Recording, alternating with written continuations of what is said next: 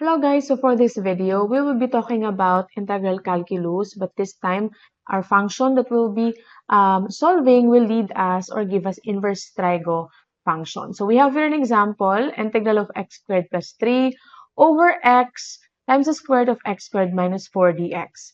So if we will talk about inverse trigo function, make sure that everything that what is inside ito, square root should be squared. So, gaya nito, dapat x squared. Ito rin, dapat naka-square siya. So, ang 4 is a perfect square. So, that's why I rewrite it as 2 squared because 2 squared is still 4. Okay? So, you have to take note of that. After nito, take note kung ano yung nasa taas. Yung numerator natin is x squared plus 3. So, the best thing that you will do or that you have to do is to separate. Okay, so what do you mean by separate? So, ang gagawin natin is i-rewrite natin siya ulit in this way. So, di ba we have x squared and 3 here? So, we have x squared all over x square root of x squared minus 2 squared. Okay, or 4. Lalagay ko na lang dito 4. Ayan. Kasi 4 na naman siya originally. Tapos plus. Take note if plus yung nandito. Ayan. So, of course, plus din po yung ilalagay natin.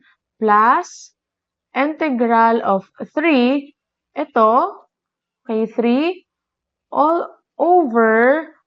Same sila ng denominator. Okay, x times square root of x squared minus 2 squared dx. By the way, may dx po dito, okay? So, bakit dito nilagay ko 4, dito 2 squared? Because I know, in this portion here, we will do the inverse trigo function. However, in this portion here, we will do the u substitution. So, u sub, yung gagawin ko dito, okay? Wait, I will erase those lines. Okay? U sub ang gagawin natin dito. Okay? U substitution. Dito natin gagawin yung inverse. Okay? Kaya, as is, 2 square dito, nilagay ko na lang siya ng 4. Anyway, we will do U sub naman on that side. So, what we will do is to integrate first this portion. Okay? Itong portion na to. So, mag-U sub po muna tayo. So, for U sub, let's have U is x squared minus 4. So, itong nasa loob ng iyong square root. So, du is 2x dx. Take note, x squared po pala dyan, tapos x, so you can just cancel that out para x na lang po yung natira. Tapos, substitute na natin. We have here, divide natin itong 2. Okay, para yung x dx, this one, is already our du over 2. So, what is left in the denominator is now u raised to 1/2. So, we can integrate it right away.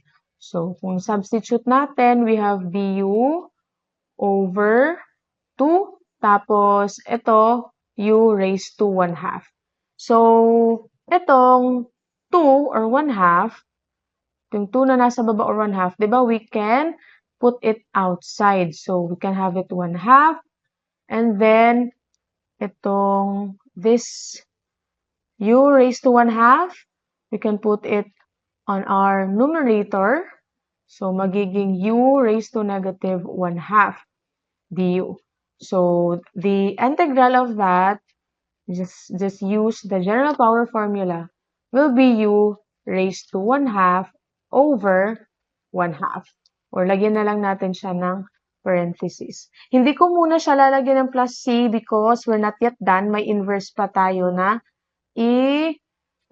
gagawin. Then, the final answer, we will put plus c because, again, we're dealing with an indefinite integral. So, as you can see, we have 1/2 here, we have 1/2 here. So, cancel out. So, what is left is square root of u, which is, what is our u?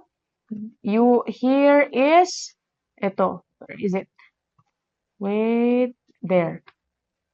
Ito, x squared minus 4. So, our u is actually square root of x squared minus 4. So, the first half, we're done. Okay, with the u sub. Now, let's go to inverse. So, sa inverse, we have, in this case, our a is 2 and our u is x. So, because you have to identify your function and your constant. So, our function here is x, our constant here is 2, which is a. So, if we will get the du, of course, that is dx.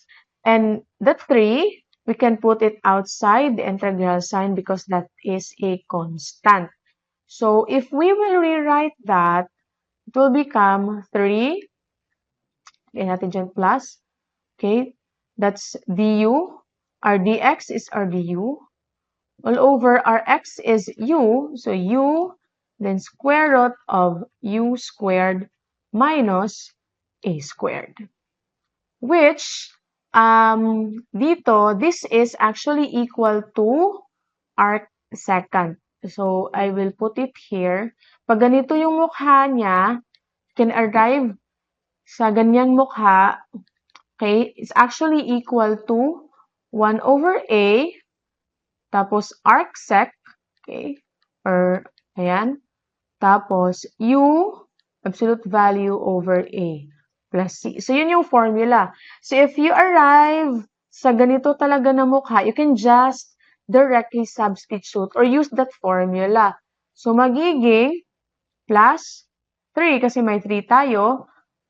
Then, 1 over a. What is our a? Our a is 2. And then, arc sec of our u, which is x, then absolute value over 2 plus c. So, this answer, ilalagay lang natin siya beside sa ating answer sa u sub. So, it is plus 3 times 1, that's 3. So, magiging 3 halves. And then, arc sec of absolute value of x over 2 plus c.